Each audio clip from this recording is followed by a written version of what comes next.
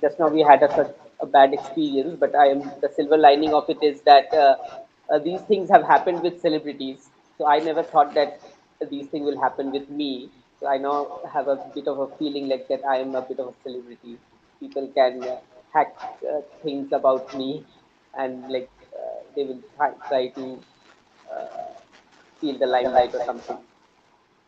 But to come back to the collection, so these poems were written over a period of time. So they were not written with a purpose that they will form a volume called Etesian Barahmasi. But when I collected these poems, I matched that these some of these poems they have a kind of commonness. Obviously, there are other poems which did not. Some of these poems found place in this collection. Many of them were did not find because I did not find them fit enough to be included in this collection. Now, what was common among these poems was had a they fit into the natural rhythm of the seasons. They have certain elements which corresponded to the season. They had certain elements of beauty, and each of these poems they actually traced a path of the cycle where there are ups and downs, and but everything comes back again. Just like the season, there is winter, there is summer, there is spring, there is summer, there is monsoon, there is autumn, and then again it all comes back. So when I was thinking of this poem, which has so much of nature imagery, obviously the first thought was to associate them with these poems with the romantic tradition of the British poetry, the British Romanticism.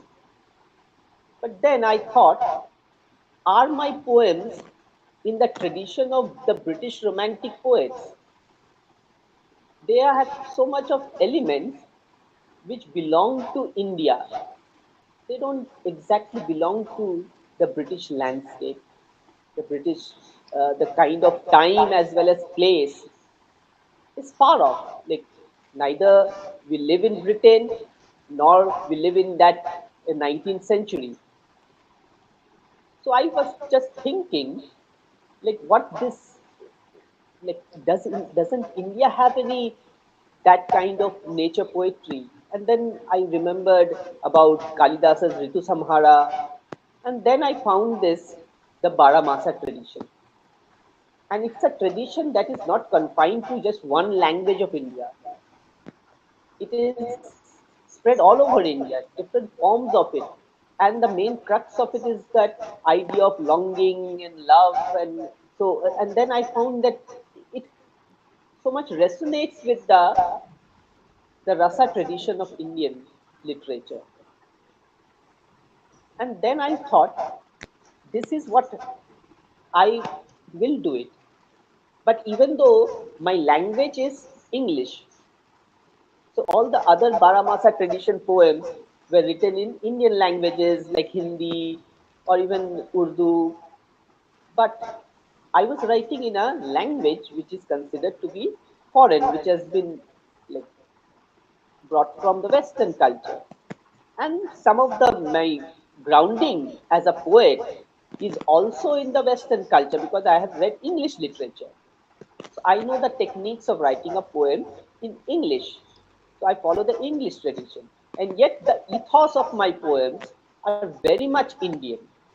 And that's why I joined them together. Etesian is a Mediterranean wind that blows in the Mediterranean Europe. And so it means something that is annual. So it's an annual wind. And then the Baramasa tradition of India is Barahmasi is something that is perennial, that it something that grows for all the 12 months of the year, and yet it has a cycle also. So in that sense, I joined the two, Etesian with the logic operator with Barahmasi. The east and the west have an analogy. So the Etesian and Baramasi have an analogy. And because I am writing in English language using Western tradition of poetry, and yet my ethos and so much of my references come from Indian tradition. It is a conglomeration, a joining, a confluence of the two traditions. And that was the genesis of this collection, Etesian Barahmasi. So, and the poem that you read, Margarita, that poem also, it has obviously references of, uh, as I was telling earlier when I was talking to you about Margarita being is a drink which has a the rim of the glass is strewn with salt, and you have to lick the Yes. salt and drink the thing. And that idea, the germ of this poem was born in when I was in Unmesha festival in Shimla, and I was sharing margarita with my friend, and she told me that this is how it is to be drunk. And then I was looking at the valley with all the lights. I was looking at the sky with all the stars, and that is where the genesis of this poem comes. So that licking of the salt and the sipping of the drink, the tequila-based margarita, and when it explodes with the lime slice, it explodes in the mouth like a supernova. So you don't have to understand the poem in terms of some information or knowledge or something like that. You have to experience it through your body, through your mouth, through the palate. Like Keats's poem Ode on Melancholy talks about the palate. That is where this poem, that is where the experience of this poem should be taken through the palate of your under your tongue. So I'll leave it there. So back to Rima. Thank you, sir, for having us today. We are really looking You forward you, more you muted. discussions like this. Oh, sorry. Thank you, sir, for having us today. We are looking forward to more discussions like this. So, so let me now introduce my very first panelist, Monami Nath. She is the headmistress of Government High Secondary School with over 20 years of teaching experience, a published academic with works in Routledge and Cambridge Scholars. She has contributed to UNICEF founded projects and collaborated with NGOs on issues like child marriage. She is also a poet, translator, and has presented papers at international forums, including Rome's Tor Vergate University and the Commonwealth Conference. Monami ma'am, I would now request you to say a few words regarding the discussion we are going to have today. Monami ma'am, over to you.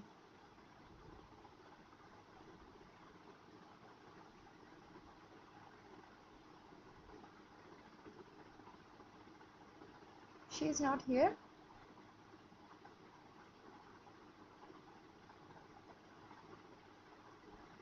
Okay. Sir, you are muted.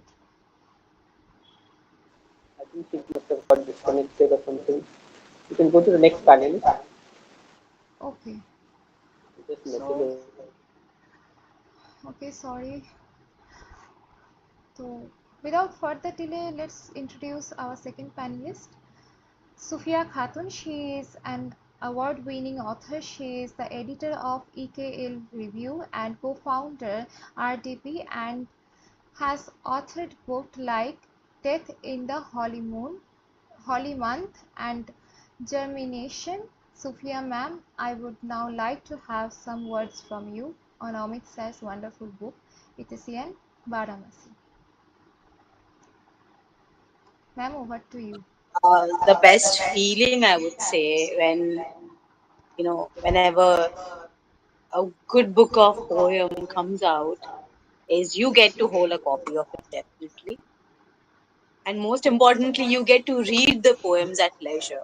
I've always told anyone who's, asked me for recommendations for books, what it's like to read a poetry book. You can never finish a book of poems. Never. You go back to innumerous book of poems again and again. You go back to the same poem again and again. So it becomes a part of your life. Like Yeah. for a book, when you read a novel or you read a short story, maybe you'll read it once, maybe you'll read it twice. Then you are like, I'm done with this book, and then you go move forward to the next one. But with poetry books, you can never do that. So I think definitely Amit's book is one of those rare books that you come across and you would like to keep it to yourself. It gives you a feeling of autumn and spring and beautiful seasons, and you just read through the poems. So that is what I have to say specifically for this book. It's beautiful. I've read through the books, and it's really good. And I would love to read some poems which I enjoyed a lot, because what's best again is to read it out loud to yourself and to everyone else. So it gives you this beautiful feeling. Since we were talking about beauty, but what best and most beautiful than a poem? A poem is a beauty in itself. Each poem, each verse that we write and we share and we, give it to others to share and be a part of their lives. It has a shelf life of its own, and it goes beyond time and space, honestly. Hmm. Just like the way world keeps revolving and the seasons keep rolling, so does poems in its own, time and space and its own aura and its own beauty. So I'll read. This one is really beautiful. What I liked. What if in the maps, like Amit said, it rolls down your tongue and like a palette of beautiful flavors. It sits and then it resonates that way. What if in the maps? What if I join you for a fag in the middle, passing the filter tip from lip to lip, exchanging clouds of carbon between our lungs, and smoke screening the world, we vanish from the venue. What if, in the maps of our beings, we discover a secret island of possibilities where the nights are gossamer and the stars are all untrimmed? What if, in the maps? This is such a beautiful poem. When I'm reading it out loud, it's so unique and so beautiful. Talking about clouds and just the entire idea of you could exchange. The focus is on cigarettes and exchanging of smoke and how the world becomes smoke. That that fleeting instance. So many instances you come across. People ask me, what do you write on specifically in poetry? We write about everything. There's not one specific thing you will write about. It's not like a genre, the specific genre. You'll only write about love. You'll only write about heartbreaks. You'll only write about fiction, science fiction or spirituality. It's about everything. We write about everything. Poets are capable of doing that. That's what I like about, a good book of poems, and has amazing, ideas and images and so many instances to go back to and read. This one in particular is called Borderless. I believe, as an artist myself, that how none of us belong to one specific space. We are borderless, and our ideas are borderless too. At night, when the rivers of your silence become the borders of my words, echoing from the mountains, I'm mixing flowing murmurs, the beat of pelting showers, hoping that the waters will carry the sound of thunder. I ask the monsoon nimbus, what passport makes it trespass the borders of rivers, while mountain stands forever? What if the world is borderless, where we mix our meniscus, where words become bridges and no silence disconnects? In such a world, if we meet in borderless love and peace, we will weep and we will weep for how happy we will be, have you come across something, few instances, like it happens to me a lot when I travel and when I'm in nature. I will cry because the beauty is so magnificent. It's so out of your own being, and then you are absolutely no one. You're a nobody in front of nature. That is the massive control, massive beauty surround us, and we are nobody, and that is such a humbling feeling. This poem reminds me of that feeling that I always tell myself. The last one, this immensity. When at night my heart wakes up and I know my oniric world has taken me to an imagined time where shadows blink like lights in the darkness and waves of time swing to and fro, to and fro, to and fro, lifting a strand of your runaway hair in the stranded air of our breaths. So many muted minutes slumber there. We tiptoe past them, forgetting that this earth is burning and the sun is such a cold place that all space is just a loud sound and the moon is a drop of liquid in the pupil of the sky. And we forget that the earth is beginning and burning as we tiptoe past supine seconds that glance into bodies of ours still sleeping while we are awake, because my heart says so through crunching footsteps on a gravel path of an obliterating existence as bubbles of universe collapse back into chaos in my mind, all the while the earth is burning and your strand of hair stranded in the air. It's just beautiful. Thank you, Amit, for this book. Really enjoyed it. Thank you. Thank you, Supriya.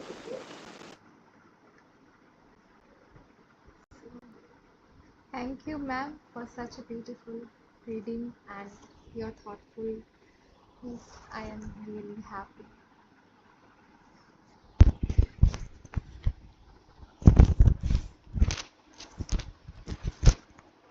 Before we move on to our next panelist, I would like to take a moment to engage Mr.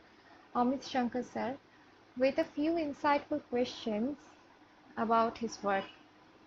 So, the first one that I have in my mind is, in the preface, you gave reference to the classic rasa from Sanskrit literature, such as Singrara rasa and Adbhuta rasa. Could you please explain how these rasas are connected with your poems? See, the Shringar Ras is about love and beauty, and these are the predominant themes of most of my poems. Love and beauty is the perennially, if you find all the poems have some touch of it. But then it also goes through a sense of there is sense of wonder, which is the Adbhutam Ras. Then there is a sense of calmness, which is the Shantam Ras. And there is also a bit of sadness, the Karuna Ras. So many of the, just now, little earlier we were talking about so much of poetry, beauty of the poetry comes from sadness. So that Karuna Ras is also there. But there is a kind of, it's a garland of these rasas. Indian tradition, like in Western tradition, you have the tragedy and the comedy. But the tragedy is where the sense of the tragic is paramount. But in Indian poetic tradition, if you see dramas like Abhignam Shakuntalam, there is romance, there is sadness, there is longing, there is the Adbhutam Ras, the Bhayanakam Ras, the anger of Durvasa when he curses Shakuntala. So it's a kind of all the emotions of human life are strewn into one kind of garland. That is the Indian tradition of poetic creation. And that is what I wanted to employ. that okay, these are love poems, but these does not have to be like filled with like diabetic love. Okay, so much of sweetness will become so. It has to have the love has all sorts of elements. There is calmness, there is pain, there is longing, there is beauty. So these things all combined, the sense of wonder. The poetry cannot be poetry if you don't have that sense of wonder. It should take you to a different place because poetry has the power to lift you, and that when you read a poem, even when it is in a very simple language, it should at least have that effect of levitation. It will make you levitate. You are not of this world. And that I wanted to harness that power of poetry. So, and that's why in the starting, I have just given the epigraph that beauty is truth, truth, beauty. That is all you know on earth and all you need to know. So if you experience just the beauty of the poem, even many people do not understand poetry. They don't have the talent or ability because they have not uh, been they have not studied, or they don't know about metaphors and why this is happening. But there is a sense of beauty when you read a poem. You can experience it auditorily, not only in sense of context or meaning. Just the sound of a poem is going to what how does poetry originate? In Michael Wood's book, uh, I think uh, I forget the name of the book. It was about India. So there he says that the one of the first earliest poems where or how the beachcombers, the early human beings who were living in the forest, they imitated bird songs. That was the first poetry. It was all sounds. There was no words. Language was not born then. In fact, Rig Vedas, some of the hymns in Rig Vedas of ring, string, king, and all, they are just sounds. There is no meaning to them. It is just sound, and that is the origin of poetry. Poetry originates in sound, and this sound creates a kind of beauty that helps you go to a different level. Your like Wordsworth had said in his Tintin Abbey that nature, poetry, these take you to a place where you can have a higher level of thinking, where you can cogitate about philosophy, contemplate things. So that was one of the that was why I like that was the epigraph of of this book. Yes, sir. That is the wonderful explanation of this. So, so the title we can see the hyphens. So, would you like to say why these No, are it's not used? exactly a hyphen. It's a logic operator where the double colon is there, which is of Yes, double analogy, colon. equivalence, analogy. So Etesian Okay. is analogical to Barahmasi. What is annual is also perennial, Perennial. Yes. and what is west is also east. They have Hmm. a equivalence. They have a confluence. They have a meeting point. Okay, so like just the other day, when Professor Manoj Srilal's had visited Kolkata, we had a session in IPPL in ICCR, Yes. and in her book, Ranjit Hoskote wrote about the dyadic relationship, the Dvandva Bhav. So the mandala connects opposites, but it connects, it does not divide. It is not a binary thing. It does not divide things in binaries, but it connects. So the mandala is a whole. It brings opposites into a whole. And that's this logic operator also brings opposites into one constituent, into uh, one title. So that is why I have used the logic operator of analogy.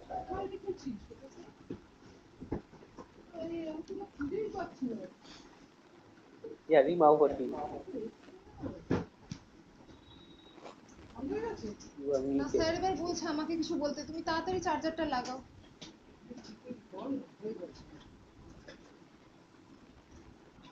Yes, sir. So, sir, by any means, is there any common ground in this Barahmasi tradition with WB's Jaya theory? So gyre theory is there, so that's a different theory altogether. That's a very Western concept of spiraling and that. So that is there, but it is his theory. So I can't like uh, there is identification in my first collection, Balconies of Time. There is a poem about that. Okay, so like the spiral and the gyre is there. In fact, that poem is titled Gyre. So those were the concepts. So here I am in my fourth collection.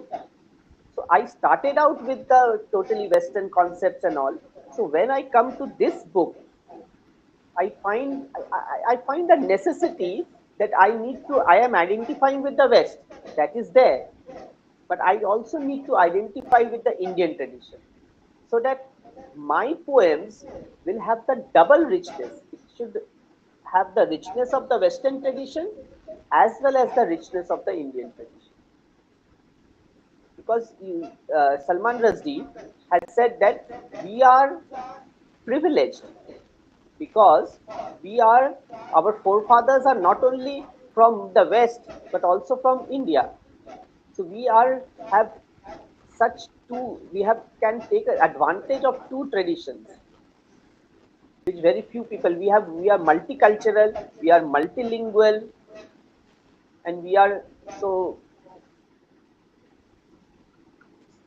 this is an advantage that we have which many other Yes, sir. nations don't have, and we have to harness this, we have to cultivate and take full advantage of this so that we can produce things that like we have been saying the Western culture has been saying that everything is now a tissue of quotation. But originality is when you make, if you join things and produce something new. I believe these poems, which join East and the West, they produce something new. The original of the East and the original of the West, when they join, they produce something that was not there before. Okay, sir. Understood. So now we shall introduce our next panelist, Anindita Bose. She is here. Yes, I'm here. Okay. So she is an acclaimed poet and author of 3 poetry collections and a short story book. She is an independent scriptwriter, translator, and co-founder of Rhythm Divine Poets. As the editor of EKL Review and festival manager of Chair Poetry Evening, she is an important figure in Kolkata's literary community and was recently honored by Bengal Academy and Udayagiri Foundation in 2023.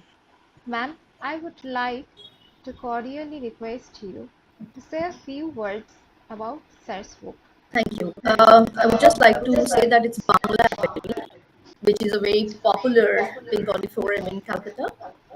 Uh, so just I wanted to say it's not Bengal, Bangla Academy. Okay, sorry ma'am for my That's fine. I just pronunciation. wanted to point that out. Thank you so much, Amit, for creating another baby. Books for us is creation, of course. I mean, we are directly connected to the universe. By we mean the ones who have the words with us. And we have a duty to spread wisdom, a duty to spread ideas, or just to convey a message that the universe actually puts in our minds, downloads to us, and we have a duty. Amit has been someone we all look up to. We know that he's a very serious artist, A poet who belongs to that kind of a world where the entire world probably runs in a different dimension, different parallel world. Whenever he writes a poem, the poem definitely comes to him. And even in this book, we can see that he has mentioned the 12 months, and the months are written in a language that we are forgetting. We must remember our origin, our roots. Amit's poem have always been something to look up to, something from where we get inspired, and something we will remember forever, the generations to come. He has mentioned kids, but let me tell you, Amit, I think the younger generations will always love to use your lines whenever they express or they want to define and describe something, whether it is in the arena of wisdom, emotions, love, or philosophy. Before I say anything else, I would like to read out one poem that I picked up from his, ornamentations album. I tell you about the album I found in Gaza. Even though you don't listen, I tell you. I tell you about its cover, how tender it is to touch, as soft as a baby's skin.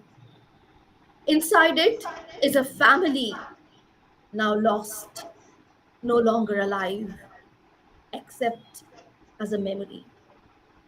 I know, I know I'm making you sad, but you are a mother. So touch the cover, cuddle the album, and you will know how the war has turned the soft skin of babies into tender leather covers. But you don't listen, even though I keep on telling. Inaction, I read somewhere, is human. Perhaps we should go somewhere where we are no more human and no more fear the album. Absolutely, in few words, we don't have to define this poem, something that is happening, and especially when we are connected to this world of Gaza and we know people, from there, because we know poets there. We know what they're going through, and through this poem, Amit, very simple, simple way of using these images, but of course very complicated thought. He's presenting to us this world, what is going on. And when he says you are a mother, it means everything. Mother is a creator. We all are creators. So we understand what he means, and we know that yes, we have to be conscious enough to stop certain things that is happening around us, if not in Gaza. It's happening here, even in Calcutta, right now, when we are all sitting here gathered together to talk about this wonderful book. Without saying much, I would like to read out one more poem. And all poems are amazingly different, of course, in their thoughts. December. We are about to reach the month very soon. In the astrologer's den, I discovered December when the constellations Capricorn and Sagittarius blend. In this month of meeting, you bloom in the winter's warmth, commencing a journey which I take over to the end. We all have journeys to traverse. Some burst out in vaulting spring, some get scorched in the summer's heat, and some wither like autumn leaves. But we rise in winter from the depths and in constellations meet, just as the astrologer said, revive, rebirth, and repeat. And when it will be past the last of our numbered Decembers, I hope you will still repeat, and I will revive if you remember. And like this until the sixth mass extinction wipes us off, we will keep on rebirthing in the memory of this earth. So universal. We don't even have to discuss this poem.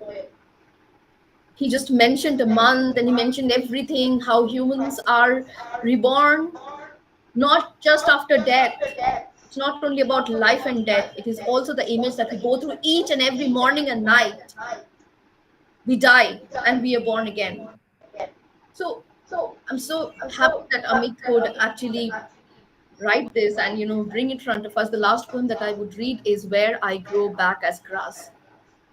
So after probably this significant moment of rebirthing, coming back, and maybe this poem goes there, I felt where I grow back as grass. It's like a rhythm, he said himself. Today, today your heart is grass. But I, not I, but Jivanananda Das wrote this line from Suranjana. Does love return like grass? When in Sravasti 1,000 elephants trampled the earth some 1,000 years ago, I died as dead as grass. How do I come back now? Grow roots in your breasts, in your heart. How do I become the grass? So that when you walk, I feel the cushion of your soul and let titillations climb up the feet to your heart. So that the unvisited Vidisha inside your chest has a path untraversed where I grow back as grass. So that when I wake up in the caves of Vimbetka, I crawl through centuries to reach Sanchi like grass. Of course, Amit and his words, sometimes even we tumble around the words. Such amazing images he has put forward even in this poem. And we know this has connection with our roots and past. I'm extremely happy that I could read these three poems for him. And of course, looking forward to your book. And you, of course, when you come to Kolkata. Thank you so much, everyone, for being here. It was amazing. Thank you very much, ma'am, for this wonderful Thank you, Anindita. reading. It's now my pleasure to introduce our final panelist, Chagaru Mukherjee. She is a well-known poet and literary editor who has 6 poetry books in her name, the most recent of which is Woman and the Moon. She is the founder and chief executive editor of EKL Reviews, as well as the editor-in-chief of Narrow Road, and has received multiple important honors including the Rabindranath Tagore Literary Prize and the Royal International Poetry Prize. Now, without any further delay, I would request Jagori ma'am to share some insights on Etesian and Barahmasi. Over to you, ma'am. Thank you so much, Rima, and a very good late evening to everybody. I'm very honored to be here, and I would like to begin by congratulating Amit on writing such an exquisite collection. Now, I happen to review this collection formally, write a review, and this review has been accepted in a good journal and is expected to be published hopefully soon. So, my exposition will I'll read from my excerpts from my review and read Amit's poems as I go on. So, I'll start. Amit Shankar Saha's latest poetry collection, Etesian Barahmasi, published by Pen Prince, is an exploration of the intricate layers of time, memory, and the human experience. The collection's title itself holds great significance. We've all discussed that already. That Etesian refers to annual summer winds, a reminder of the cyclic patterns in nature, while Baramasi, a term from Indian culture, points to the enduring influence of the 12 months on human lives, often used in folk poetry to represent the passing seasons. This collection emerges as a rich tapestry that intertwines these themes with personal, cultural, and historical insights. And a recurring theme in this collection is the passage of time and how time interweaves with memory. In Shah's hands, memory is both a liberating and confining force, shaping perceptions of the present while keeping the past alive. And I'll read his poem. I'll be reading two poems as I talk about Amit's book, the first poem being In Anticipation. I was about to say it is one of my favorite poems, but then I would say that that would be a fallacy because I found everything to take away from each and every poem. How can one choose amongst the stars in the sky, you know? True, ma'am. Right. So, in anticipation, on my bed, summer snoods for a latent rebirth. I hang my old days on my clothes peg beside the chirping birds of memory. One flies away, and I rush out hoping to chase it to your door. Your address I never asked, did I? The withered foliage of my brain weathers a storm.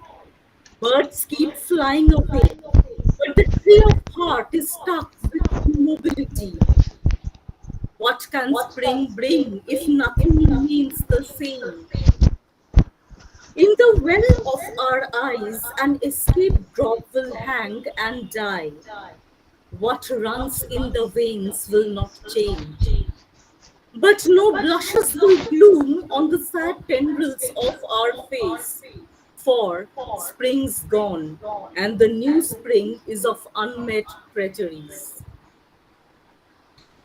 So the lines of In Anticipation evoke a cascade of memories, a momentary portal to the past, and Amit captures the nostalgia of long lost moments and the aching awareness that, though time moves forward, fragments of the past continue to live on within us. His use of imagery allows the reader to okay, right, sorry, to slip into the very sensations and emotions that memory conjures. And at the same time, there is an awareness of the futility of clinging too tightly to memory. Shaha reflects on the ephemerality of human experience, where seasons and years blend together, leaving behind only fleeting impressions. In poems like Somewhere, autumn symbolizes not just a season, but also the passage of time, leaving behind traces like a sequin from a birthday party that can never be fully recovered. Now, of course, Sir Amit Shankar Saha's style is also characterized by a seamless blending of the global and the local.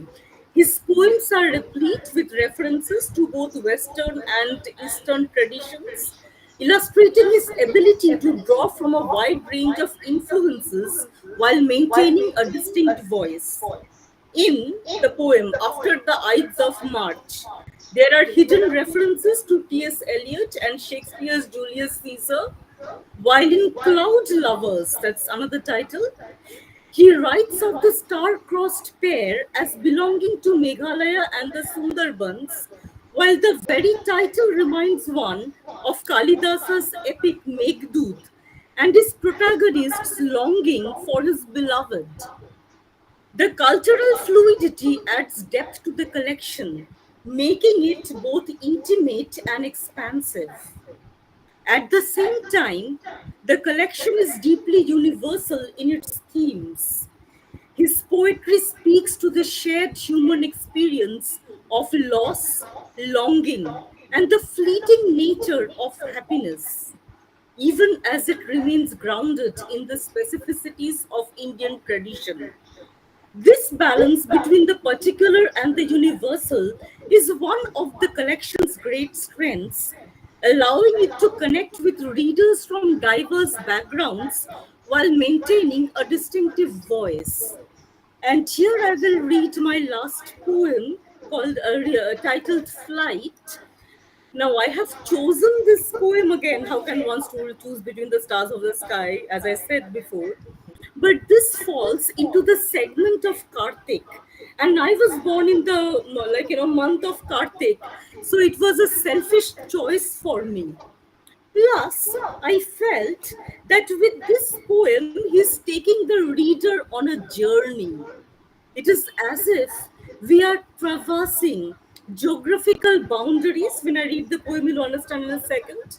We are traversing geographical boundaries as well as we are going through the boundaries, or rather, the terrain of a poet's, the terrain of the landscape of a poet's soul.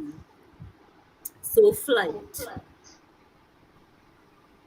You who have traveled with me into the other side, climbed mountains and ridges, trespassed into a hidden terrain, seen the frozen lake between thawing glacial remains. You who have been my companion on a grueling mountain trek, camping in the cold at night, under a tented sky, and heard the roar within our sleeping bags of a blinding blizzard passing by.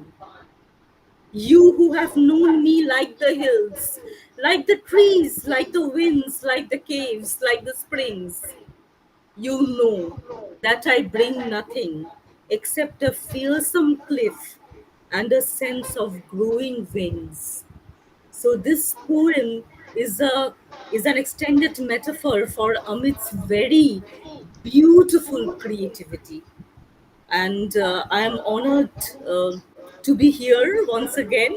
And thank you very much, Amit, for giving me this opportunity to speak at your book discussion.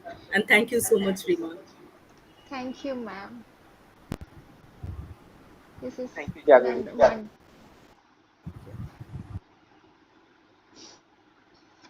So, as we come to the conclusion of our discussion, so our first panelist is here or not?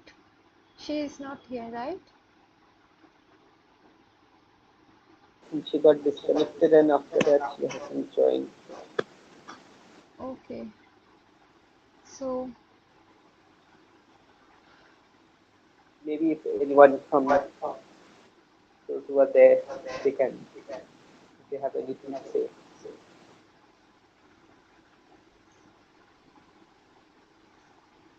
yes. So the platform is open for the Q&A session now. Please, from audience, if anyone have any question, you can ask sir or ma'am, anyone.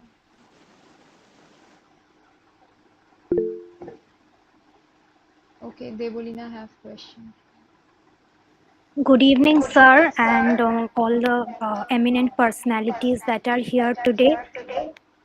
And I must say that I got to learn a lot. I'm still a student, and I got to learn a lot from this discussion today. And thanks to the Verse Whisperer for organizing it, because it was truly an enlightening experience. And reading sir's poems, one of my favorites was the album, which I think one of our eminent panelists read also, and it was truly a life enriching experience.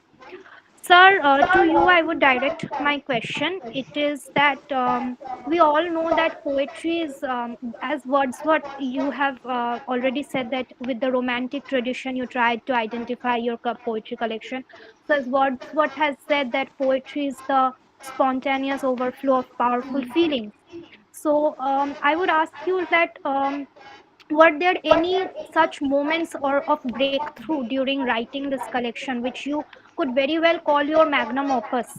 Because were there any such challenging moments or any cathartic moments that stuck with you, that while creating this through the creation process? Yeah, I actually follow a kind of creative process, which is like, I don't know whether anyone has that kind of creative process, because I am a very objective person, rational person. Otherwise, only when I am writing these poems, I am a quite a different person. I'm a stranger to even myself. When I'm hearing about these poems and like, okay, I'm feeling like, okay, this person who has written these poems must be a genius. So because I am not seeing myself as someone else. When I am a critic, when I am an academician, I am not a poet. So there are moments, there are zones. When I go into that zone of poetic creation, and this usually happens, I have all these experiences. They are all in my head, in my memory. But when I am in that zone, especially it happens early in the morning when I wake up, when my mind is clear, and these thoughts have remained, they coalesce themselves, and that is when that spontaneous overflow of powerful feeling comes. Once that I get disturbed, the world intrudes, other noises come, then that constant that I'm no longer in that zone. And that's why you will see many of my poems are very short, because as Kubla Khan, Coleridge's Kubla Khan happened, so that if a person for Porlock comes and disturbs me, I no longer have that ability to go back to a poem. Then what happens is the editing part, because then you require not the spontaneous overflow of powerful feelings, but your critical, your craftsmanship, how you are going to shape that poem, whether it is all coming out correctly or not, whether it is sounding okay or not. Then the hard part comes. So it is so the a perfect poem is not just a creation of just a poet in the zone. It is as much a creation of the person who knows the craft of writing a poem, who knows so that he can chisel out that. So the a poet is like a miner who goes into the deep cave and brings out a coal, and the other person has to chisel out, remove all the dross, and take out the diamond, shine it, and produce it to the world. So that is Yes. the two aspects of writing. So there may be some poems which will come out absolutely perfect in your first shot, but not all poems will be perfect in the first draft. It has to go on editing. In fact, Shritoni, who is my publisher uh, from Print Prince, she was here earlier, I think. So we had a lot of discussion. She suggested this word or that word, a comma here and there. Sometimes I have agreed with her. Sometimes I have disagreed, and I've given my opinion why I want it this way. So, Hmm. like in that poem album, so the last stanza is, perhaps we should go somewhere where we are no more human and no more Hmm. fear the album. She wanted that the last line should be, and no longer fear the album, because that is what grammatically is more correct. No longer fear the album. But Hmm. I wanted no more fear the album, because the resonance of the word no more is someone you say he is no more. It means It's someone has dead. dead. Someone is dead. So no longer does not have that resonance. It cannot Yes. refer to that death, because in the poem album I'm talking about dead children of Hmm. wars. So I wanted that phrase no more to be repeated, even if it is not very grammatically uh, correct. But poetry is not about being correct. Poetry is Yes. expression. Sometimes when you write incorrect language, like just the other day, as I told you about Maleshala's book discussion, there I gave the example of Nisimizikil's poem Goodbye Party for Miss Pushpa T.S. It's not that Nisimizikil does not know correct English, but he has deliberately written it in that wrong English, because that is what he wanted to stress. Not because uh, the person in Indian English we always write wrong English, Hmm. because that wrong English actually enhances the quality of the poem. It has a reason for existence, the wrongness. Hmm. So that when you are deliberately making something wrong, it has a reason for being wrong. Like we know uh, Keats in his Nightingale, oh happy, happy, happy. So many times he repeats happy. In English, we don't repeat words like that, right? But he did it because that is poetry. So my poetic process is just like that. I wake up in the morning and then most of my poems is composed. But obviously other times also I've on my train journeys I have composed many poems.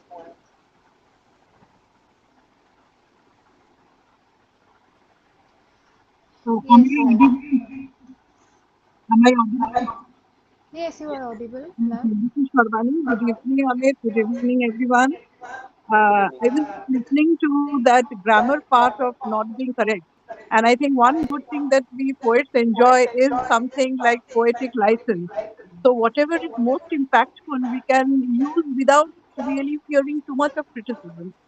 And in this context, I was just reminded of this particular poem, Goodbye Party for Miss Pushpa T.S. by Nissim Ezekiel, and how, with all the incorrect English, he has been able to create that humor. And it's a wonderful poem. So, I mean, that is what I, I wanted to share. I mean, that advantage of having the poetic license and therefore caring more about the impact it will be able to create on the reader than simply, focusing on the grammatical part of it. But if I'm writing a story or if I'm writing a novel, then of course I cannot take that liberty. Yeah, definitely. That is why I'm saying that the poet has deliberately used. It's not because the poet does not know. Hmm. His English is in he is English. He is not command over the language. He has command over the language. That's why he is able to make those changes, because language is malleable. You cannot. Hmm. This is how we have written. Grammar did not make language. The usage of language over time had produced grammar. Exactly, sir. If from I want today to we ask something. Yes, ma'am. If, Sorry to interrupt. just 1 minute, Because Amitar ওই sessionটাই আছে. I want to ask something. See, the point is we have been writing for so long, and there is a, I mean, within fleeting moments, it's difficult to understand what is happy, and out of mundanity, how to find that beauty. So tell me, how do you cope up with the mundanity of life? Because it's really routine. We get the ideas, but how do we get beauty? Since the book talks about beauty a lot, so I wanted to no, ask this: that, how do we get that beauty? I find it very hard to no, no, find that is beauty in what the I said. everyday. So the beauty of the everyday, the poem has to take you to that level where you will see that beauty. Yes. Those who are Ordinarily, not. reading it see it, but Yeah, those who are no, writing, how do we see it? no. We also see it, like the poem "Flight." You who have traveled with me into the other side, nothing of this happened. So this is all imagination. So I am. See how the poem works. You who have traveled with me like this, who have done this, who have climbed mountains, who have gone slept in tents, who have gone trekking, these are the poet's imagination. And at the end, when I come and say that what did do I bring to you, I bring nothing except a fearsome cliff. If you go with me, it is something that you are defying, you are going against the norms, but I give you a sense of growing wings. You feel free, you feel now. So that is one interpretation. But this is all imagined, nothing of this happened. So Yes, this that's is my the point. poet's flight also. Hmm. So there is a two levels of meaning.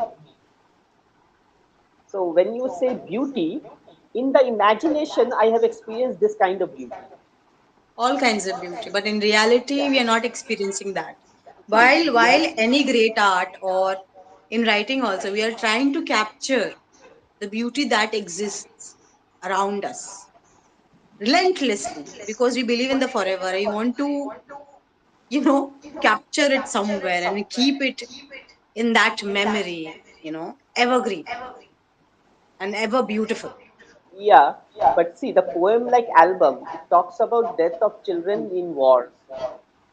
Hmm. So how do you find it beautiful? The Yeah, poem is beautiful. This is how you memorialize something that is so tragic. And capturing if you tragedy. give something, if you write a note on that so many children died, people will read it and forget it. It's just a statistics. Right. But if you write a beautiful poem on a very sad, tragic incident, people will remember it. And every time such a thing happens, it will pain them. They should have to feel the pain. Your statistics that 200 children died in this war, that does not make you feel anything. It's just a A poem news item. does. So if you have to touch the human heart, it has to go through some level of beauty. Beauty and pain together, not one So without it. all these news are coming in Delhi about Gaza. Hmm. You are reading and you are skipping the page and you are going to work. It does not remain with you. Maybe for that time when you are reading it, you are feeling sad. Hmm. But if I ask you about, say, 1 month later, what you read 1 month before about the Gaza, you don't remember. But you will remember this poem. Hmm. True.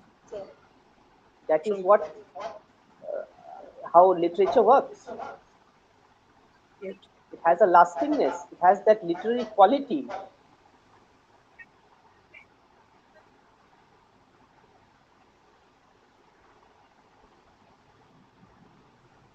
So beauty has to affect. You have to affect people through only beauty. Yes, sir.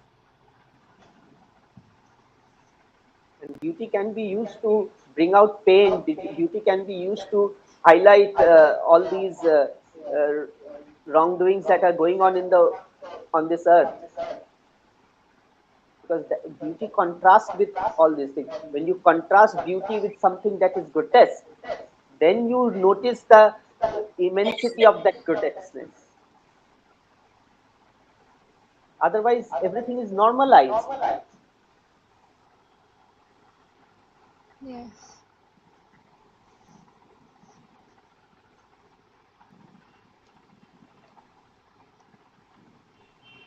And traditionally, we know if there is longing, if there is separation, that heightens the concept of love, right? If there is Yes. no separation, no longing, then love becomes a day to day matter, right? Yes. So, everything that dyadic relationship, the binaries have to be there. If there is no, yeah, Debulina has said, absence makes the longing greater. And like Most of the time, we I see heightened beauty, heightened pain as beautiful, which I'm not sure. Once you experience it, it's not that beautiful at that moment because it's your own pain. no, But they but somehow people this say it's beautiful expression, when they read it. no, that can be a sadomasochistic experience. But Because in poetry, we are doing that constantly, right? We are talking about pain, no, all kinds of pain. we are expressing the pain in a very beautiful way to make it memorable, so that you don't forget that pain. So that you your pain has to be something cathartic. If you have gone through it, it has to lead you to something uh, better condition. You Hmm. don't go into a cycle where you are constantly making, like, we have the case of Sylvia Plath. She used to go into Hmm. neurosis and she used to come back. retrieve herself. At one point, she could not. Hmm. But every time she used to retrieve herself, it was only beauty. We have that Mad Girls Love song. She went into that neurotic phase, came back, and wrote that poem, a villain. Mm. It is such a difficult form to write. And that villanelle is such a beautiful poem.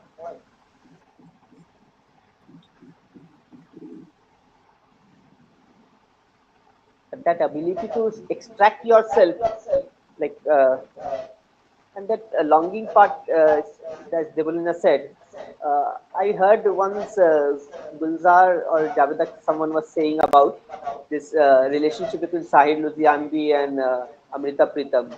So no one was preventing them from, they were in love with each other, no one was preventing them from getting married. What was the problem? But if they would have got married, then all the love would Good. would not have become that longing, that sense, that viraha, that feeling would not have been there. I So think they, Sahil was already married. yeah, but people had divorced and remarried. But they chose to have that kind of relationship which will birth the best of poets. We will bring them pain and the poems together. But Point. they controlled their feelings and produced something. Instead of going in committing suicide, they produced poetry. That is where you channelize your pain into something productive, something which leads you to a higher level. But Sir P.B. Shelley wrote his poems in another way. I mean, he had left one wife and then get married to another and having different kind of relationships with other people. So, is that Yeah. any kind of inspiration for him? So, no, see, different people will have their own methods to, I can imagine something and write about it. Some people may not. They have to experience it physically to write about it. So how do you cope up with, like, as I said, Sylvia Plath had to, going into neurosis, coming out of it, write a great poem. So because she was helpless, she was in that psychological state, and obviously that psychological state was driven because of the unfaithfulness of her husband Ted Hughes. Hmm. But She had attempted 3 times suicide. yeah, but Yes. do every people who are undergoes through this kind of condition produces Hmm. great poetry? No. So everyone has their own system of adjusting with the world and trying to produce something. So poets are the people who have this channel. They know how to express them, how to channelize their feelings into expressions which can produce uh, something that the whole world can read and enjoy, Hmm. something beautiful. Yes, sir. Any question from anyone?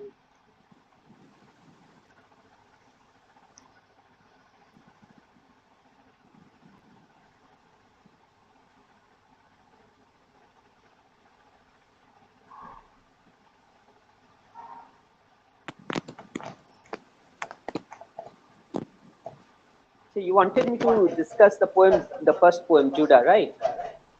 Yes, sir, I wanted. Yeah. So I'll just go through that poem.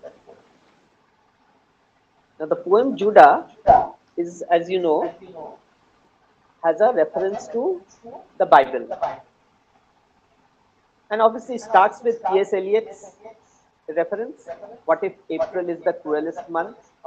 And obviously, in the pre-session discussion, we had such, like, this line. T.S. Eliot got inspired from Chaucer, Hmm. Canterbury Tales, prologue to the Canterbury Tales. Hmm. So here, how many elements I am bringing? It's a love poem, no doubt. I'm bringing the reference of historical context of Judah, the biblical context, and I am also at the end bringing a current affair, something that is happening now. So, what if Hmm. April is the cruelest month? Like you said, quoting the poet, how cruel can it be? Maybe this month a country will be wiped out like Judah when the Babylonians came.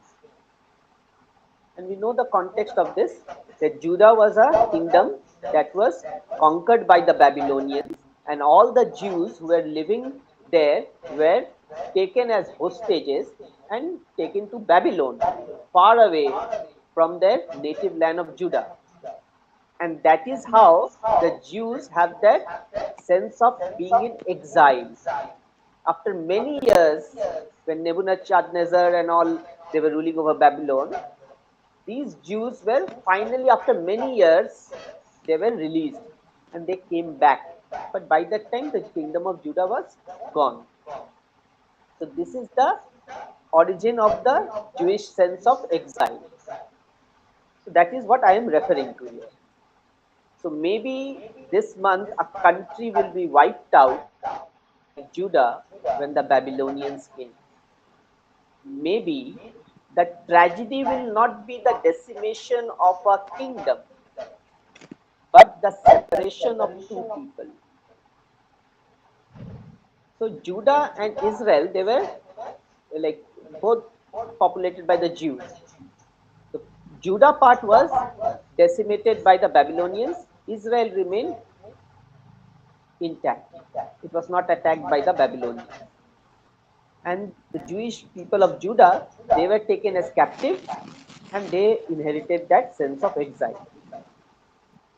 So here I am saying if love is the victim, exile is the cruelty. When you exile someone, when you separate two people who are in love, that is the cruel thing. How many Aprils you need? Why blame a month? Just a day, a moment is enough to be the cruelest. Maybe memory is Babylon, desire a dead land with dull roots, lilacs, my fingers, your hand, the spring rain. Maybe April is the cruelest month if you are Russia and I Ukraine. All of a sudden, when the last line comes, you realize I am not just talking about some ancient historical incident. This exiling, this separation of two people is still happening between Russia and Ukraine, between the Gaza Strip, in wherever there is a war. People are people who are in love with each other, people who are friends, people who are relatives, they are being separated. So immediately you realize it's not history, it is your present circumstances. This is the cruelest moment that we are having. Yes. The Jewish sense of exile is prevalent in us when we are separated. With people from India and Pakistan are separated when the husband is in India, the wife is in Pakistan. So that is the cruelest thing to do. Yes, sir. This poem is very beautiful. So obviously, the the gist, the feelings in this poem are personal, but it's a private thing. I'm not going to. So I am taking my emotions from private experiences and putting it into poetry and making it universal so that I can also put ideas of social justice and war and other things which people will be able to connect. But the feelings are very private. Hmm. So this is how poets, having the, which T.S. Eliot said in his traditional individual talent, the impersonality of art. Once your own feelings becomes art, it becomes impersonal. Yes, sir. You are escaping from your emotions. So that is what it is. Thank you very much for having me. Devilna said, Auden once said, poetry makes nothing happen in despair. But this is what poetry does to humans. Indeed, beautiful and tragic at the same time. That is true. So many poems we have discussed, things are happening in the imagination, but uh, something like album poem, that is, I am just talking with a friend. It's a poem, and that is like, it's a love poem, Hmm. but it's a poem about war, about children Yes. dying. This is how you.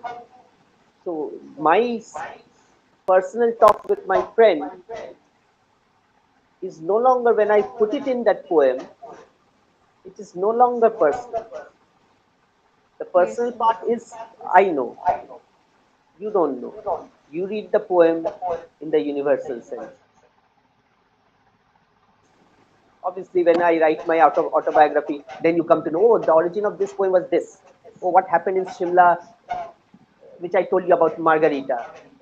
I was there, Anonna was there, Navanita was there. It was a lounge bar in called Pyramid.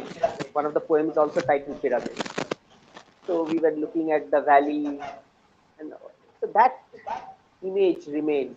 One of the poems, Interstellar, that is also about uh, a picture of the valley we took, where all the lights and all people are there, tiny people. In that picture, the people are still buying things to bring back to their homes in the plains.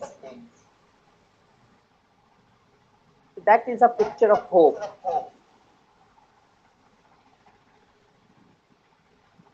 Yes, sir. People who are like, they don't need to know my circumstances of composing these poems. They need to connect with their circumstances with my poems. Like Isaiah said in his text, the readers are important more Yes. than the authors. Once the poem is out, it is in the book. It is Yeah. now your poem. You interpret Reader it. response theory. Yeah. Yes. And so So, many people have messaged me that they can identify with this poem, like Mountain Museum and all. People had messaged me, so they found something in their life which connect with that poem. hmm. That is a success, I guess, in writing. Yeah.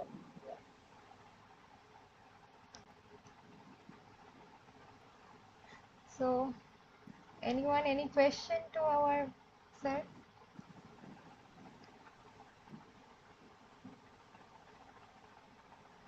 So, I guess no one has any question. One of my students is here, Ajmira. She also writes very beautifully. She has joined IPPL just today, Oh, and her poems have okay. been selected in the Chai Poetry Anthology also, which we launched Wow, 30th. that's amazing. She is here with us. Yes. Oh, we want to hear your poetry. Can you unmute yourself?